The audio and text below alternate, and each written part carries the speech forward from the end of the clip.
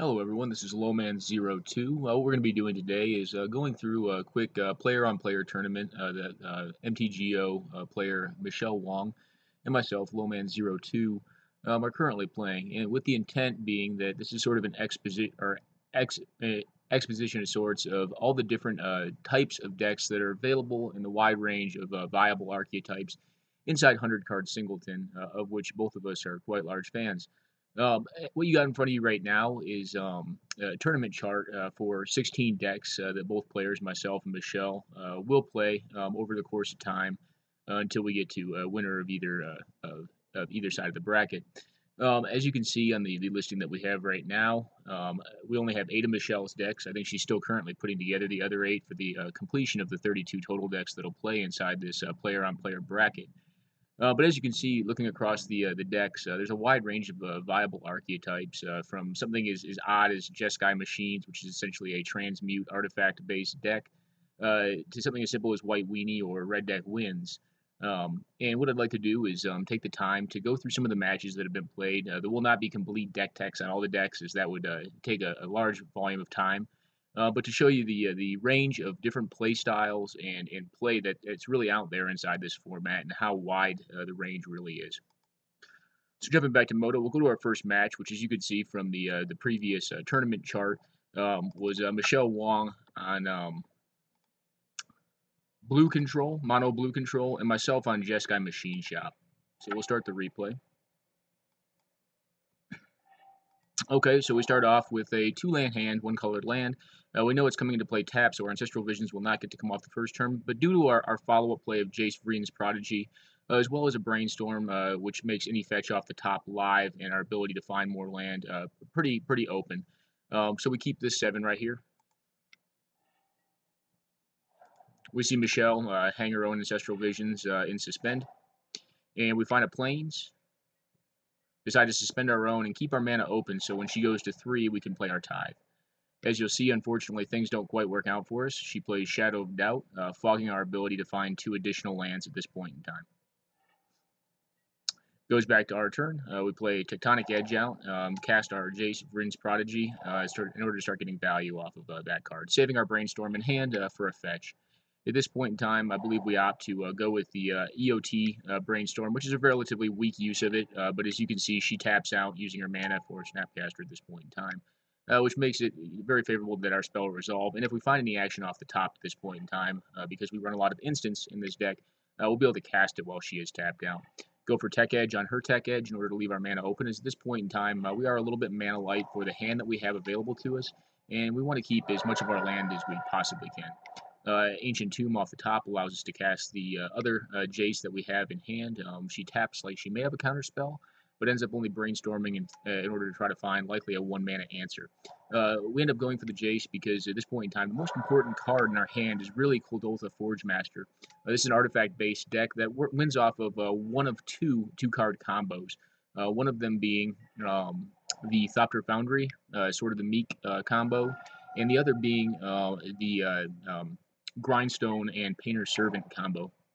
So that card's very important to us. So that's the reason we threw the Jace out there. As you can see, she starts overwhelming with creatures.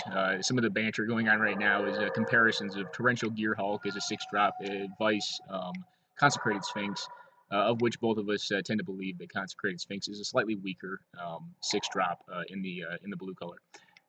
As you can see, she does draw 2 off of it, though, before we're able to Swords to Plowshares that card. Jace finds Glenalandra. We leave it on top, and at this point in time, start playing or replay our Torrential Gearhulk to get value off of our Swords to Plowshares. All right, we have 1/2 of a combo in play with the Thopter Foundry. We see a Control Magic, which we think is kind of a weak play on Michelle's part, and maybe been the only viable play she had, but with us being able to bounce that card back and get more value off of our spells in the graveyard, we're more than happy to do so. Once she taps out to go for the Expedition map, we recast Gearhulk and cast our Brainstorm, knowing that she'll have to have a 2-mana answer in order to stop it. Find Path to Exile. As you can see, our hand is very loaded with a lot of large creatures at this point in time. And really what we're doing, because we know she's on mono blue, is just trying to resolve one threat at a time is not going to work against her very well. So ideally what we're doing is just keeping a current threat, the Torrential Gearhulk, on the board because we know she doesn't have sweepers. She'll have to bounce it and then counter it, and or play cards like Maze of Ith to stop the recurring source of damage. Recast Jace the Mind Sculptor, expecting fully that it'll get countered at this point in time in order to allow us to resolve one of our larger spells. I believe at this point in time the Mirror Battlesphere.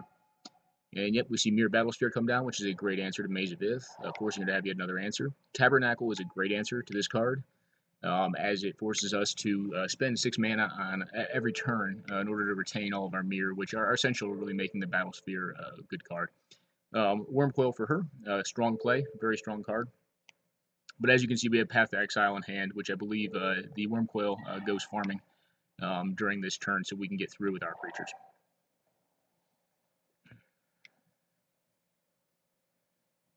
Keep in mind, we're leaving mana open right now, so that if there is some way she has of destroying these cards or taking control of them, we can use our Thopter Foundry to sacrifice them, so she, one, does not gain control of them, and/or if they were to be destroyed, we can get value off of it.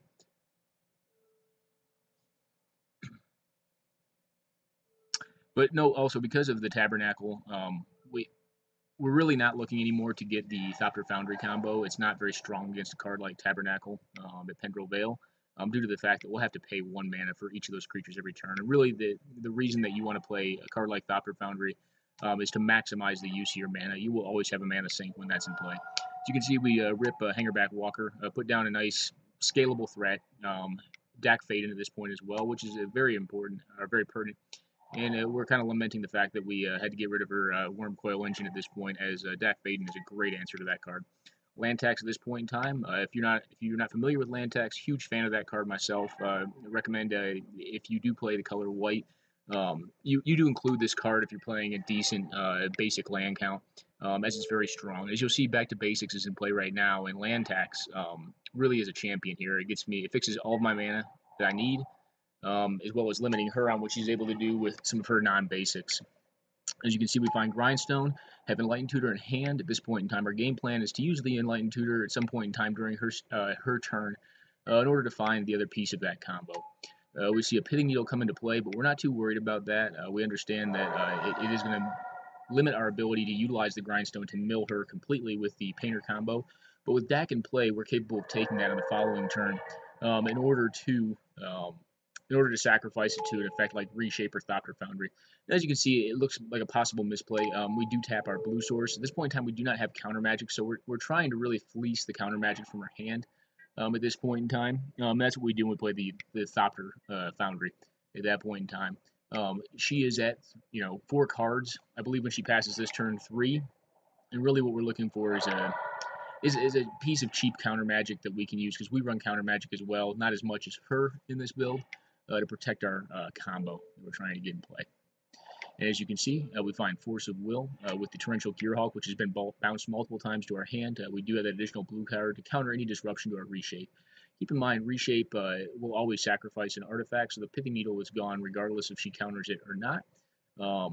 So slight misplay on the opponent's part here. She goes for a Logic Knot on it, which I think is 100% fine. So I Grindstone with the Logic Knot on the stack. She casts Engulf the Shore in order to put the Painter Servant back into our hand and essentially only mill her for 2. But unfortunately for her, we have topped into what we needed, which is a cheap counterspell, or free counterspell in this case, with the addition of 1 card taken in order to counter that and mill her to 0 cards, getting the win. All right, game 2 of Mono Blue Control versus Jeskai Machines. As you can see, we have a pretty decent hand. Mox Opal not live yet, but we run a lot of artifacts in this build, as it is an artifact-heavy build. And our first draw off the top being Coalition Relic is a good peel. We know our mana production is going to be very good at this point. Okay, so we have Chrome Mox at this point. We decide to use the Scroll Rack in order to get rid of any cards we deem that are not useful at this point in time. But based upon our draw, we're pretty happy with all those cards. We put them on top really to find additional land and determine which options we want to use to combo the opponent out. Find Painter's Servant and Transmute Artifact. At this point in time, we know that we do have the pieces we need to establish our combo. However, we need to fight through her counter magic. As you can see, she's either feigning or does have counter magic and opts not to use it on the Coalition Relic, which if she does have it, I think is a smart call. As against a deck like this, you're not going to get much value out of countering my artifact ramp. you're going to get better effect out of countering the spells that win me the game because there's a lot less of them. We do shuffle those away at that point in time. Throw out a Jace the Mind Sculptor in order to suck up some of the counter magic, which we fully expect. I believe it gets dissolved and or dissipated.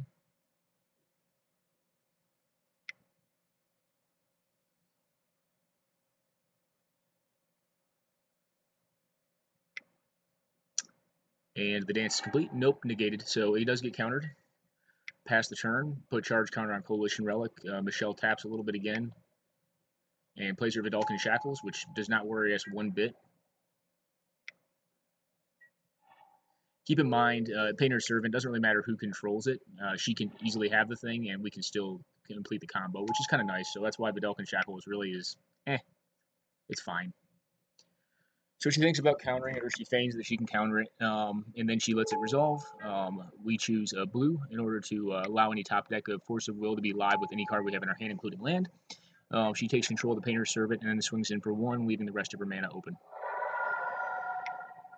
We put charge counter on Coalition Relic, draw Swords to Plowshares at this point in time. And we go for a rack of 1 to get the Chrome Mox, remembering it's on top. Play the Chrome Mox without imprinting so that we have one of the better targets without it producing mana to sacrifice to our Reshape. We'll see Reshape get countered in this point in time. We cast Transmute, leaving 1 up so that we can sacrifice additional Mox to find the Grindstone. At this point in time, we know we have the mana available to conduct the combo. Charge up the Coalition Relic, and then pass it back, figuring that she may have an answer to it. We want to make her tap her mana on her turn. So we go for Grindstone, and at this point in time, we see an Engulf the Shores come out, which forces her to essentially time walk herself on her own turn and mill the top 2 cards of her deck. You see she does get some Brainstorm value in first. She puts the most useless cards, or shows she believes them to be the most useless cards on top of her deck, and we mill those 2 cards. All right, she's got 1 mana up at this point in time. Spell Snare is a thing, but at this point in time, really what we're looking for is to find additional counters. So we leave Rack up. She probably doesn't have Hand Disruption in blue. Outside of something like Vendilion Click, which doesn't have the mana for, there's really not a lot available there. But we leave Rack up. At end step, we do Rack Painter's Servant to the top to see 1 card deeper on our top deck, so that we will draw the Painter's Servant the following turn. And what do we see but Force of Will? Lucky us. So Force of Will is very live at this point in time. We go for a cast on the Painter's Servant. She does cast Daze at this point in time. We pay the 1 mana to pay for the Daze. Once we have established that it's going to be blue, the Force of Will is a live card in our hand, any removal, and that's the game. She has 0 cards in deck. Okay, so the next game that you saw in the bracket is Mono White, or correction, White Weenie. Well, she calls it White Weenie. Really, it's a Death and Taxes build. I haven't done a deck tech on that yet, but I think there's significant difference between White Weenie and Death and Taxes. I consider this more of a Death and Taxes deck versus Mono Black Control, which I think is really not a matchup that favors us playing White Weenie, but we do have a pretty tuned version of Death and Taxes. Okay, so opener, we saw Mull the first time. Really, it went pretty quick, but what it was is a heavy land draw that had no threats outside of a Thopter, which had no creatures to activate it. So we end up mulliganing that hand, go down to a Kytheon, 3 lands, Silverblade Paladin, which is a great 3-drop, and then our highest drop inside the deck, Stone Hewer Giant, which is a great card once you get into the mid to late game for this deck. So we'll continue playing. We see Swamp from opponent, no further actions. Alright, we got a Bone Splitter, which is a great draw. Makes any 1-drop that much better. Go ahead and play our Kytheon out. Pass the turn. We see 2 Swamps and a Doomblade to Kytheon. All's fair in love and war. Nothing really to do this turn, so we cast the Bone Splitter, tap down our other land to get some F8 value, and pass it back.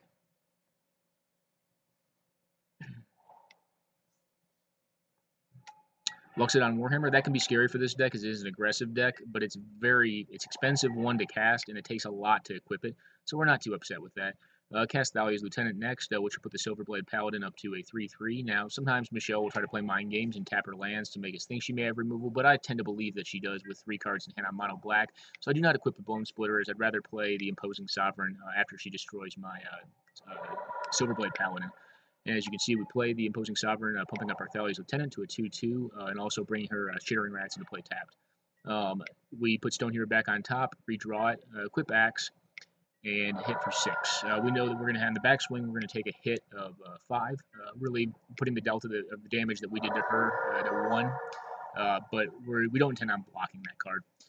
Great draw here on Precinct Captain. One, it pumps up the Thalia's Lieutenant to a 3/3, with the axe making it a 5/3, and it also has first strike, which makes it very good against Luxodon Warhammered up Chittering Rats. Put Bone Splitter on Precinct Captain before passing the turn back.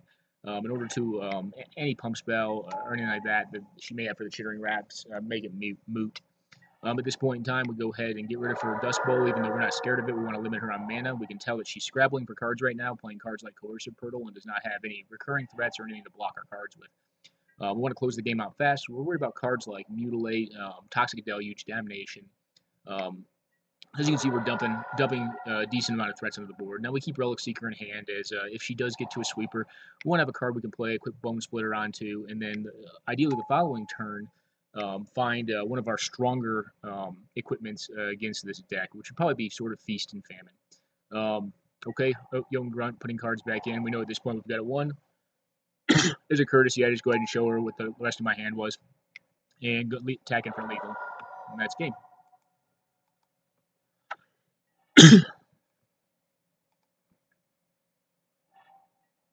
Okay, so good keep here. We have Sword of Light and Shadow, which is sideboard good. We brought in Dryad Militant to play first turn. Dryad Militant eats a Doomblade again.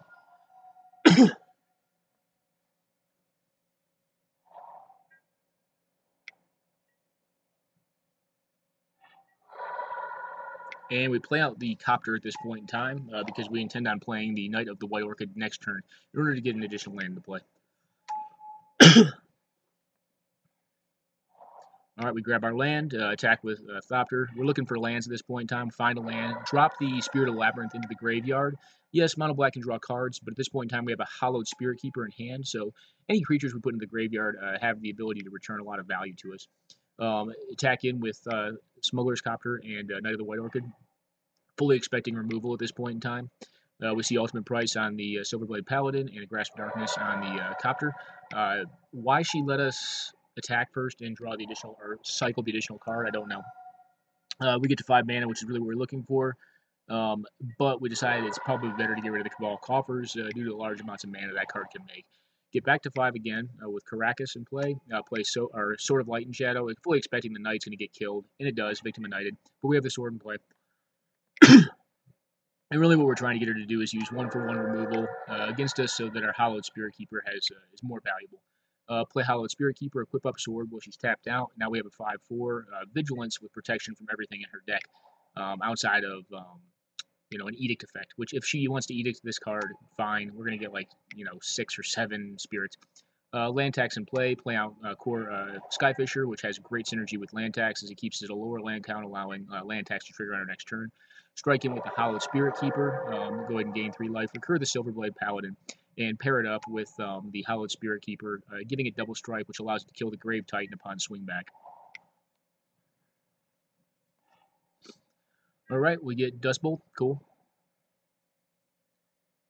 And at this point, she's able to get us pretty low, but we have lethal on swing back. So we end up blocking creatures that we can favorably block and kill. Land tax activates. I believe we draw an additional land. I believe it's Flagstones of Troikir this turn. And we get our own Dust Bowl and strike in for lethal. And that's game. Okie doke. Give me 1 second, folks. I got to figure out, because we replayed a couple of these matches. Michelle wanted to retry a couple of them. Yep, this is a replay. Apologies. I think the next one we played, let me double check.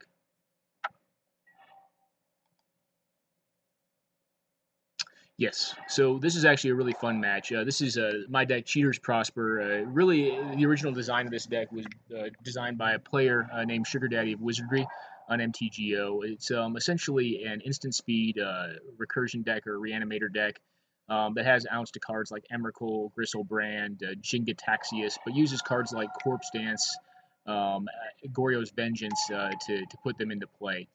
It can also, I guess you could say, play a more fair game with cards like Show and Tell to put big things into play as well, and/or Sneak Attack. So at this point in time, we've lost our Knight of the Reliquary. What we're looking to do is get the Knight of Reliquary out there because we have the Dark Depths, is get our Thespian stage and really combo her off. Because we have the Corpse Dance, we're able to do after she destroys our creature with the Merciless, or forces us to sacrifice our creature with the Merciless Executioner, is we blow the Corpse Dance to put him back in play and then get the Thespian stage. And now you see we pass the turn back. You know, I think she's lamenting in the chat right now, having used her Wasteland, trying to mana screw us. This is a pretty mana heavy deck. Reanimator tends to run 39 to 41 lands. At end step, we copy the Dark Depths with 0 counters on the copied card, sacrifice the copied card, make our 20/20, and in those colors, it's very tough to answer this card unless you answer either of the 2 lands. And as you can see, we get a pretty easy win off of Merit Lage. Game 2, a little bit more interactive, and I can tell you Michelle came to the table packing a lot of hate for this matchup. We see Leyline of the Void, so my graveyard is essentially dead to me. We ponder, see nothing good. Well, nothing good with the Leyline in play. We get a Shallow Grave, not the best. And right now we're hurting a little bit on land, but we have some cards that can really help fix that. So what we end up doing is we play on our Liliana to get the Scavenging Ooze. What I'm thinking in my head is Michelle's fairly low on cards, and you know, having kept Leyline of the Void, I think she would assess that as a very, very strong card, and it's not bad in this matchup. It does make dead a lot of our synergies with the graveyard. But you know, we have a decent game plan with Sylvan Library, and at this point in time, what I'm thinking is she has a low threat hand. That's why we ended up playing it out that way. With Sylvan Library in play, though, what we're really looking for now is Show and Tell or Sneak Attack in order to get around the Leyline of the Void, because we don't have a lot of answers to cards like that. We end up playing Captain Shisei out because this card will enable us to find additional cards. And as you can see, the hate keeps rolling. We have a Tormod's Crypt in play, a Wasteland, a Bajuka Bog in the graveyard. She definitely came ready to beat Reanimator. We play on our Jace Vryn's Prodigy and then cast our deck so we can start digging through our deck in order to find our Show and Tell, Academy Rector, or Sneak Attack at this point. So we're continuing to chew our hand apart with Liliana the Veil and chewing through our own deck with Dak Faden, even if we are exiling cards. Time of Need, not a card that's worthwhile really to us, so I think you'll see us put this in the bin. Play on our land is we are going to be, we're going to require a lot of mana at this point. Preordained, Finding Nothing, putting both to bottom. Tech Edge, not very worthwhile either. Dump both land cards. Keep Caracas as it is essentially a spell land. Force her to sack her card so that she draws one. Plus, we didn't want to discard either of the cards in our hand as we expected. We'll have heavy requirements for to keep open for discard. Well, we get our Emrakul with our Shisei, and we find our combo piece. So we found a Personal Tutor at this point in time, get rid of the Caracas, use the Personal Tutor to set up our next turn, which is going to be Show and Tell on Omniscience, putting Emrakul into play, time walking and attacking for lethal. Okay, we find two other irrelevant cards. Show and Tell, if she's drawn something significant in the last turn, well, I suppose we're in trouble. Captain Shisei obviously synergizes well with this as we play another threat out, and this game is over. So very interesting game. You can see that certain decks like this, if you're going to play a deck like a Reanimator specifically, you want to have redundant means to getting after the effect you're looking to have. And if you played Vintage or you played Legacy or you're familiar with the cards like Show and Tell, a lot of Reanimator builds will run this card because it works around a lot of the hate that is out there against decks that use the graveyard as a resource.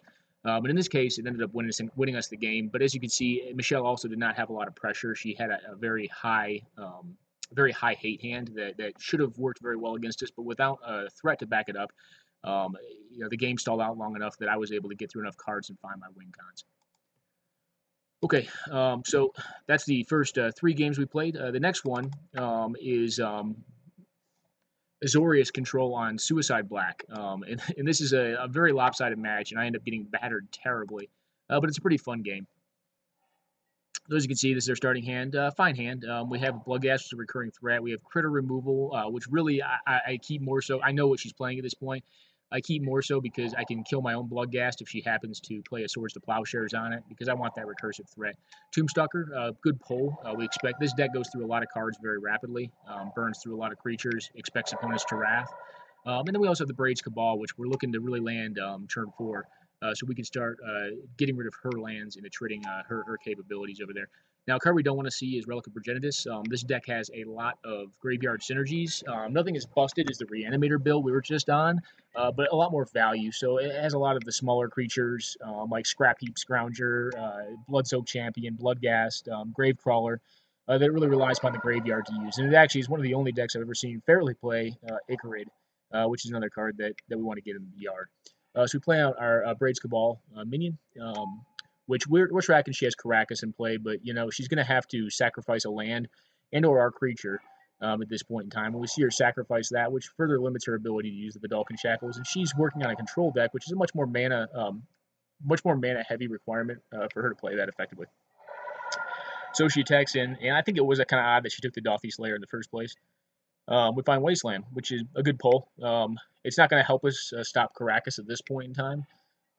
So we see the Caracas go, play our Thoughtseize, get rid of her only threat, leave her all of her control cards, but get rid of the actual thing that will kill us, which is the Ojutai, or Ojutai.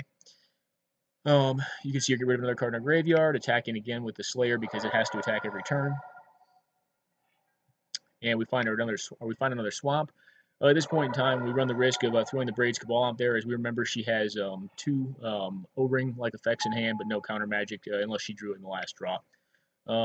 She makes a play error here, but it does not end up costing her the game, where she releases my creature, from the Vidalcan Shackles, and then is forced to reacquire with tap by tapping two of her lands, so she can sacrifice to the Braids. At this point in time, we get rid of the Attention Sphere just in case we drop Bitter Blossom. We don't want all of our tokens, if we are making tokens, to be exiled in one swoop. As that is a card here. She takes control of one of our cards. I believe Ghast at this point. Yes, yeah, it was Ghast, and I end up killing it so that it forces her to get rid of another land. As you can see right now, we're getting fairly low on lands, but at this point, she's gotten rid of her Relic of Progenitus, and we're really building up a graveyard that'll allow us to cast the Stalker, the Tombstalker. Now, we fully expect that once we cast the Tombstalker, it's going to get O-ringed, but we've got to play it out, because if we allow her to crawl out of this, we're going to be in a lot of trouble. So she correctly decides to get rid of the Vidalcan Shackles. I'm very disappointed. I was trying to force a misplay here. But we do know she has Day of Judgment. She ends up casting that, and from this point, it's pretty much game over. We see Batterskull come down here. We do have our Ghoul-Draz Assassin, which we pump up as rapidly as we can, but it's honestly too late at this point. And we see, Ghoul-Draz go away with O-Ring, and we take our first Batterskull hit. We do play a Death Shadow, one of the cards associated generally with suicide-style decks. 7/7 at this point in time, but when she cast Bribery for the Phyrexian Obliterator, which is, I couldn't honestly think of which card she was going to grab, but when she grabbed that one, it made complete sense. It is the best creature, probably in the deck in and of itself. And she attaches the Batterskull to her 5/5 trample that will force me to sacrifice every card on my board, and I am forced to concede.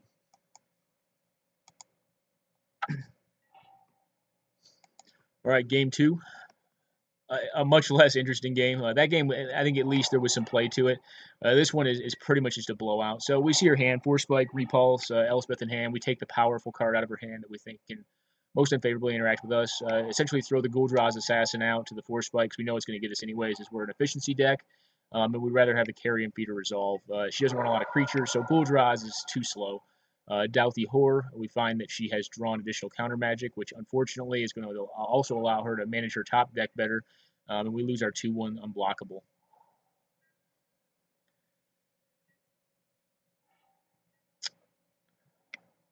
Strike in with Carrion Feeder and then cast Bloodghast. Could give consideration to playing out Bloodghast and sacrificing Gas to Feeder to get 2 damage in this turn, but without an additional land in play, I don't really opt for it. Now, when she repulses it, I do fizzle her spell on the stack by sacrificing the Ghast to the Feeder. So interesting play on her choice for repulse on the Ghast. All right, we don't attack in, obviously, as we don't have the available creatures to do so. Well, we could play the Gatekeeper out, but honestly, that's a very bad use of that card. We need to get value off all of our cards. We draw our land, get Gas back into play, and force her to sacrifice her creature with Gas. In response, she casts Factor Fiction, finding a pretty anemic couple of lands off of it, having ditched the Peak and the 2 planes. So we know Wasteland is coming in, and we can expect to lose our Herb board likely this turn. Moat comes into play, and really you'll see that Moat warps this game. This deck does have flyers in it, Unfortunately, not a ton, and the best flyer in the deck arguably is a legend. So with Caracas in play, we're in some trouble now. So really, what we're hoping to do at this point is outdraw her with a card like Phyrexian Arena by finding a swamp, and then ideally, once we've got that in play, we can find Grey Merchant of Asphodel and drain her. But it's going to be a hard road, and at this point, we're kind of expecting we're going to lose this one. We do manage to get enough for Tombstalker. Misplay on my part. Failed to note that I had enough cards in there to not exile the Ghast. But I don't think it would have made a significant difference in this game. Play out the arena. So first part of our plan is coming true. We can start drawing cards and hopefully start getting back into this game. Inquisition countered. That's fine with me.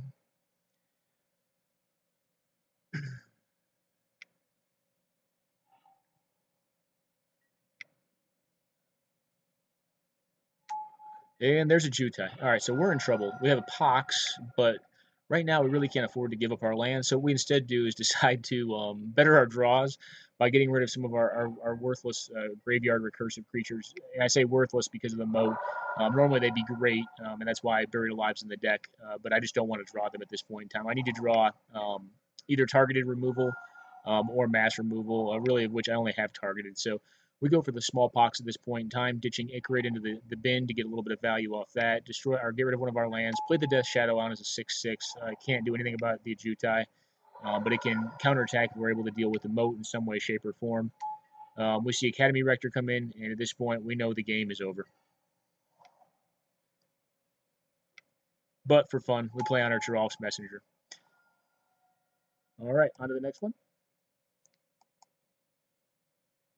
And the last game we've played so far in the bracket was Jund on Mono White Control. This is probably the second longest game of 100 Card Singleton I've ever played. So what you really have is a lot of sweepers, a lot of control on her side, and then just the general value of Jund mid-range on my side. So this game ends up going 20 turns. I think there may have been a couple places where I could have possibly played a little bit stronger to end it more rapidly. So what you'll see here, we end up playing the Blightning out. We want to get rid of cards in our hand. We see we get two pretty decent ones, Decree of Justice and Cage Sun. So we're thinking at this point in time, token or heavy mana-based deck with sweeper capability. Up to 4 land. We don't bother attacking with Maze of Ith in play. Play out the Scavenging Ooze just in case she has any graveyard shenanigans. Plus, if we lose any cards ourselves, which it looks like we get Wrath, we're able to get value out of. Go ahead and play out Thragtusk, as it is a great card around Wraths. It'll also enable us to start attacking next turn. Play out a Blazing Spectre in order to start attacking her hand, or force her to use the Maze of Ith on it, so we can get more damage through with Thragtusk. She Path to Exiles, which is generally fine because it's going to allow us to cast our Inferno Titan next turn, which plays decently well around cards like Maze of Ith. So we go in for the attacks first to force her to use her mana if she's going to. Nothing. End up playing out Inferno Titan. Gets 3 damage to the face. We've got her down to 10. And we see next turn she uses an Oblivion Ring-like effect on the Titan. But I'm thinking at this point, by the way she taps, she has further action that she wants to commit to. But just would rather deal with the Titan first. So what you see at this point is we play on our Tasigur, and you'll see that this card over the course of this game draws us many, many, many cards, ridiculous amounts of cards, because she's unable to deal with it rapidly. All right, we see Elesh Norn come in, so we activate our Tasigur. We have no response to Elesh Norn right now. Oh, well, we don't want to. We'd rather use our Tasigur. It's going to get rid of our Kitchen Finks regardless if we keep up Malicious Affliction right now. End up getting a 3 visits, which is fine by me. It'll thin out our draw, and it will also give us more mana for Tasigur activations. Draw Verdant Catacombs off the top, fetch for Bayou, then cast 3 visits for Taiga or the new Cinderglade.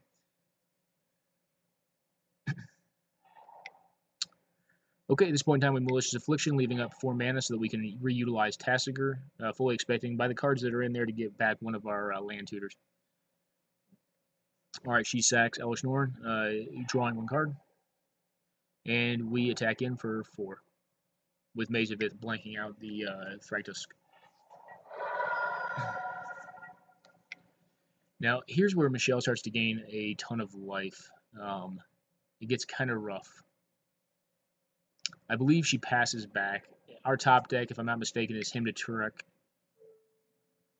After we use our Tasker activation, I believe get back another Nature's Lore or 3 visits. Yeah. So him to Turek, we cast him to Turek based on her having 2 cards in hand. Well, we expect this to do is force her to discard 1 card, gaining 4 life to prevent dying this turn. But the last card being Enlightened Tutor is such a beating because we know that it's just really value for her. It's almost like not having her discard a card. So we cast our 3 visits, grab an additional land. Don't play out the Jiraga Tree Speaker because right now, I mean, we want to play around Wraths. She casts on her Wormcoil Engine. We reactivate Tassiger.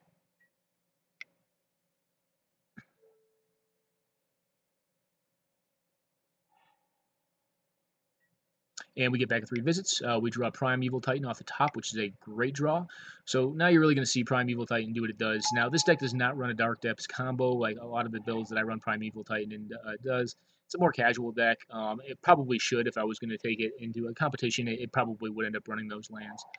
We end up finding a Tech Edge in order to force her hand with her Wasteland, as well as a Ravenous Ravine, because we want to play around Wrath and also get more threats on the board.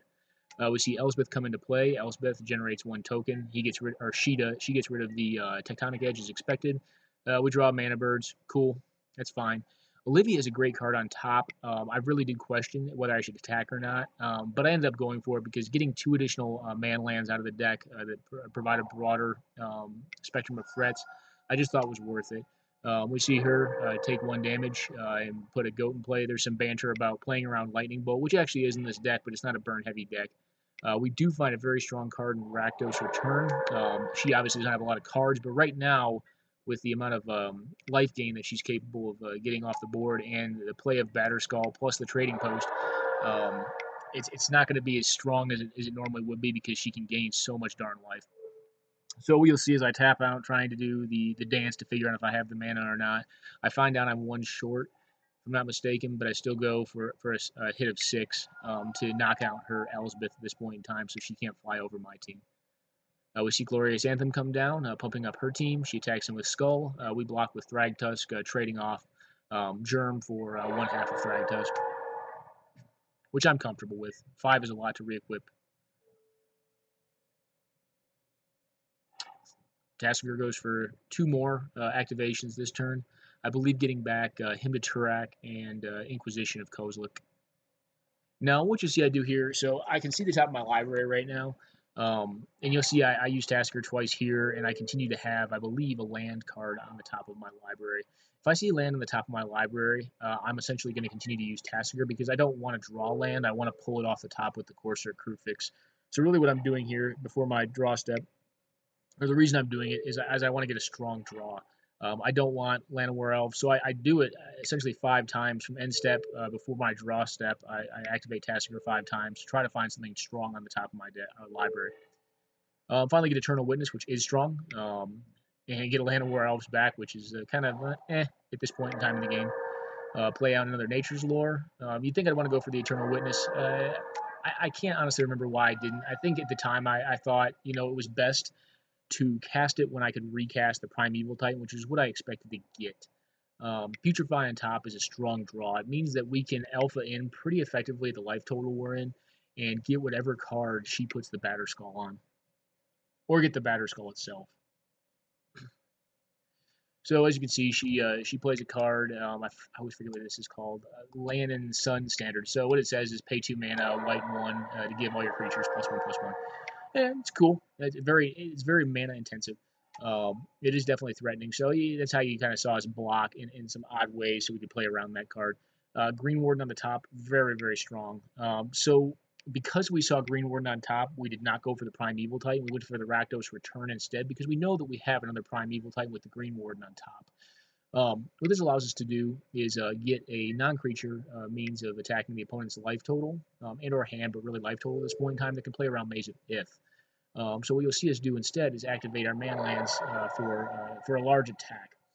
We know at this point in time that she does not have lethal on the backswing because of our holding of Putrefy. So if she decides to pump mana into these creatures, we're more than happy to have that happen. She will gain more life because of it, but I could also just Putrefy the lifelinker. don't believe she has a play that Nahiri, I believe, is her play this. No, Hollow Burial. So we lose all our creatures. That's fine. We know we have a Green Warden Marasa on top, and we know we're going to get our Primeval Titan back. So Green Warden comes down, Primeval Titan comes back into play, and we get 2 additional lands out of the deck. I believe a Badlands, and then Woodland Cemetery or something like that, I believe. Oh, nope, I get Gaia's Cradle.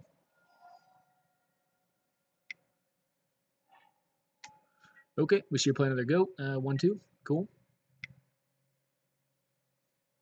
And Nahiri, which gets Batterskull back from the graveyard and puts it back into play, and it is a 5/5 now with Glorious Anthem. We have to do, we check our mana again, and we realize that she can gain up to 17 life. We can do, I think, effectively 16 damage with Rakdos Return. So we say, oh darn, well, we can't kill her this turn either. And we end up terminating these Germ Token, activating our man lands, and striking in.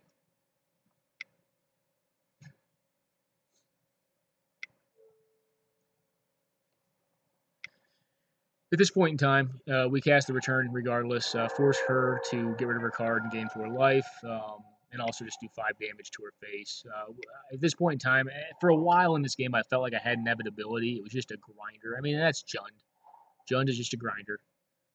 So it looks like I misremembered my turns. That was the Badlands turn right there. Okay, opponent's turn. She plays a core soldier. We see a O-ring effect. Are fortunate enough to draw a Kolaghan's Command, which allows us to return our Flame Tongue Kabu from our graveyard, play it out, also destroying the Batterskull. Get rid of the core token that she played, and then activate man lands for a lethal attack at this point in time.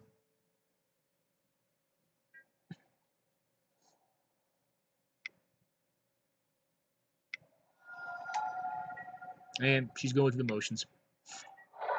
And there's the game.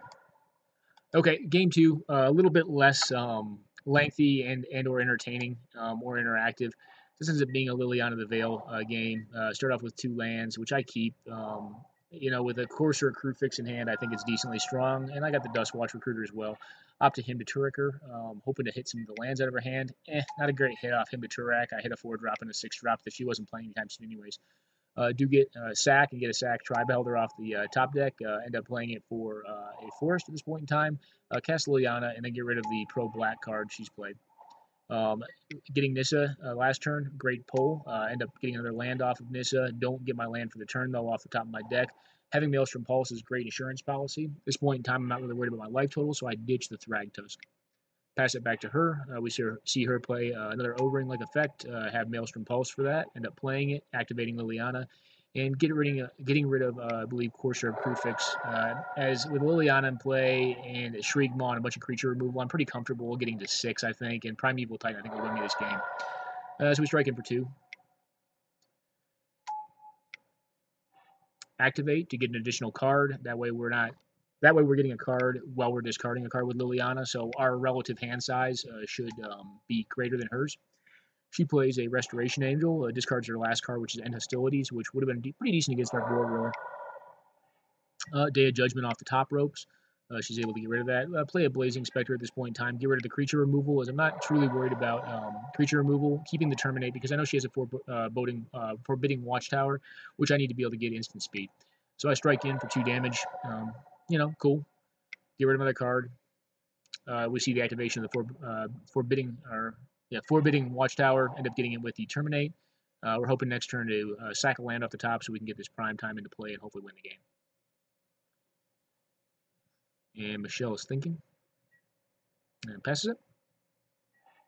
All right, we get our Stomping Ground off the top. We play it untapped and cast Primeval Titan, and then tick Liliana up to 5 and attack in with our Spectre.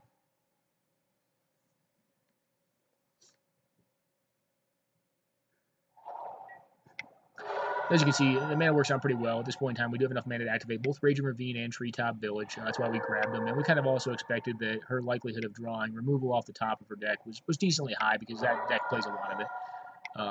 The manlands do what they do, and they smash her face. She plays a bunch of cores, and we attack over the top of them with our Blazing Spectre for 2 and win the game. I hope you enjoyed this short recording session. That's really all I've got for today. As we play some of these games out, I'll continue to record, and I hope that they give you some insight into the wide array of viable archetypes inside the 100 card singleton format, and generate some interest for you to join in on Saturday or otherwise with the folks that play it. Thanks, and take care.